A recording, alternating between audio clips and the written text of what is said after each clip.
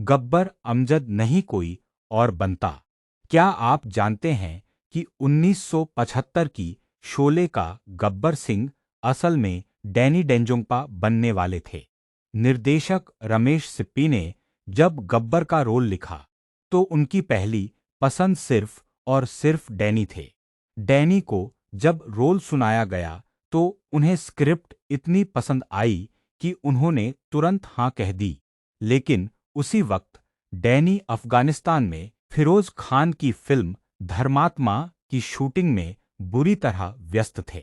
उधर रामगढ़ की पहाड़ियों में शोले का विशाल सेट तैयार था और रमेश सिप्पी एक दिन की भी देरी नहीं चाहते थे। तारीखों का ऐसा पेंच फंसा कि डैनी को मजबूरी में रमेश सिप्पी के पास जाकर यह ऐतिहासिक रोल छोड़ना पड़ा। डैनी के मना करते ही रमेश सिप्पी की रातों की नींद उड़ गई कि अब इस कड़क विलेन का क्या होगा। तब लेखक सलीम जावेद ने एक अनजाने थिएटर आर्टिस्ट अमजद खान का नाम आगे बढ़ाया।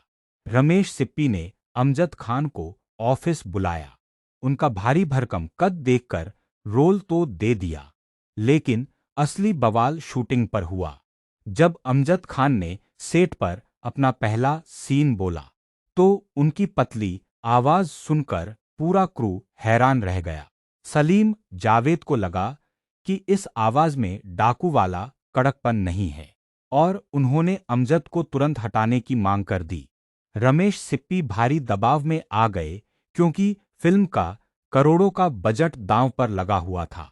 अमजद खान को भी सेट पर हो रही इस कानाफूसी का एहसास हो गया था कि उन्हें फिल्म से निकालने की पूरी तैयारी है। खुद को साबित करने के लिए अमजद खान ने चंबल के डाकुओं की बोली और उनके हाव भाव पर दिन रात काम करना शुरू किया। अगले दिन जब पहाड़ी पर कितने आदमी थे वाला मशहूर सीन शूट होना था तो सेट पर भारी तनाव था। अमजद खान कड़क कुर्ते में जब कैमरे के सामने आए तो उनकी आंखों में एक अजीब सी सनक दिखाई दे रही थी। जैसे ही उन्होंने अपनी तीखी और भारी आवाज में वो डायलॉग बोला, पूरी रामगढ़ की पहाड़ियों में सन्नाटा छा गया। रमेश सिप्पी खुशी से अपनी कुर्सी से उछल पड़े और सलीम जावेद ने भी मान लिया कि उन्हें असली गब्बर मिल चुका है। लेकिन असली ड्रामा तो उस समय हुआ जब गब्बर का गोलियों वाला खौफनाक शॉट लिया जा रहा था। सीन में अमजद खान को जमीन पर गोलियां चलानी थीं और पत्थरों के पीछे बारूद के छोटे ब्लास्ट सेट किए गए थे। जैसे ही अमजद खान ने ट्रिगर दबाया, एक बारूद का ब्लास्ट समय से पहले और अमजद के बिल्कुल पास हो गया। धुएं के भयानक गुबार के बीच अमजद खान जमीन पर गिर पड़े और उनका हाथ बुरी तरह झुलस गया। सेट पर चीख पुकार मच गई। रमेश सिप्पी दौड़कर पहुंचा तो देखा अमजद खान दर्द से कराह रहे थे। हर किसी को लगा कि अब शूटिंग कई महीनों के लिए रुक जाएगी और फिल्म भारी संकट में पड़ जाएगी। लेकिन अमजद खान ने जो किया उसने पूरे क्रू का दिल जीत लिया। उन्होंने पट्टी बांधकर तुरंत अगला शॉट देने की जिद की। दर्द में तड़पते हुए भी अमजद ने उस शॉट में जो गुस्सा और क्रूरता दिखाई वही आज पर्दे पर अमर हो गई। इसके बाद जब गब्बर का चप्पल से सांभा को डराने वाला सीन शूट हो रहा था तो अचानक एक और बड़ा हादसा हो गया। पहाड़ी की ऊंचाई पर खड़े अमजद खान का पैर फिसल गया और वे सीधे गहरी खाई की तरफ गिरने लगे।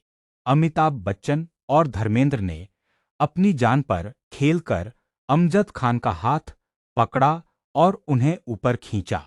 अगर एक सेकंड की भी देरी होती तो बॉलीवुड इतिहास का सबसे दर्दनाक हादसा उसी रामगढ़ की पहाड़ी पर हो जाता। उस हादसे के बाद पूरे सेट पर ऐसा सन्नाटा छा गया कि रमेश सिप्पी का हाथ कांपने लगा और उन्होंने पैकअप बोल दिया। लेकिन क्या आप जानते हैं कि अस्पताल से वापस आने के बाद अमजद खान ने उस सीन में ऐसा क्या बदलाव किया जिसे देखकर खुद अमिताभ बच्चन दंग रह गए थे? और क्यों गब्बर के उस आखिरी शॉट के बाद पूरी यूनिट ने खड़े होकर 10 मिनट तक तालियां बजाई थीं। पर्दे के पीछे की यह ऐसी अनदेखी सच्चाई है जो आपने आज तक कहीं नहीं सुनी होगी। अगर आप शोले के इस सीन का वो अगला धमाकेदार सच जानना चाहते हैं तो अभी नीचे कमेंट में गाबार जरूर लिखें। बॉलीवुड की ऐसी ही मनोरंजक और पर्दे के पीछे की चटपटी जानकारियों के लिए इस पेज को फॉलो और चैनल को सब्सक्राइब जरूर करें।